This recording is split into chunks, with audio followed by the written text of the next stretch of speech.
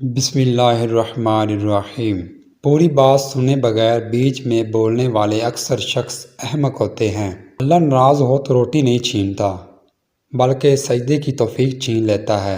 صلح کے وقت پرانی باتیں مت دہراؤ ورنہ صلح نہیں جنگ ہوگی۔ نسلی دوست جتنا بھی ناراض ہو مگر دشمنوں کی صف میں نہیں کھڑا ہوتا۔ زندگی نے یہ کبھی نہیں شرط رکھی کہ فلاں شخص کے بغیر اچھی نہیں گزروں گی، زندگی تو گزر ہی جاتی ہے۔ احمق شخص میں سننے کی صلاحیت کم ہوتی ہے، اس لیے وہ زیادہ بولتا ہے کم سنتا ہے۔ بے وقوف سننے سے پہلے جواب دیتا ہے اور عقل مند سن کر سکھاتا ہے یا مسکرا دیتا ہے۔ کوئی بھی چیز دل کو ایسا زندہ نہیں کرتی جیسے قرآن پاک کرتا ہے۔ انسان کو اپنے بے بس ہونے کا اندازہ تب ہوتا ہے جب وہ کسی کو دیکھنے یا سننے اور بات کرنے کے لیے ترس جاتا ہے۔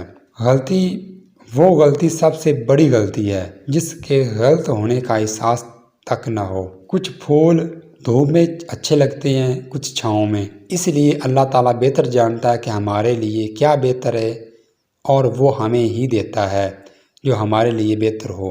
دنیا وہ کتاب ہے جو کبھی نہیں پڑھی جا سکتی اور زمانہ وہ استاد ہے جو سب کچھ سکھا دیتا ہے۔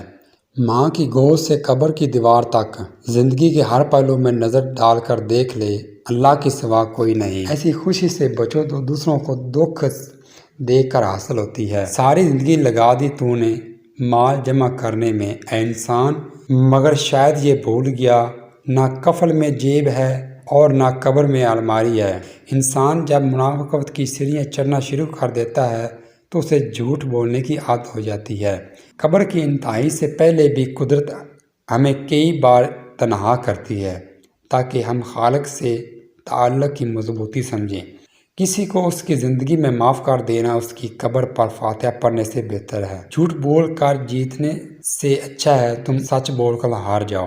جو شخص شراب خوری یا زنا میں مبتلا ہو کر مرتا ہے اس پر 2 سام مقرر کر دیے جاتے ہیں جو اس کا گوشت نوچ نوچ کر کھاتے ہیں۔ ان بد دعاؤں سے ڈرو جو بول کر نہیں دی جاتی۔ انسان کی سب سے بڑی مشکل رات قبر کی پہلی رات ہوتی ہے۔ اللہ تعالیٰ ہمیں قبر کے عذاب سے بچائے۔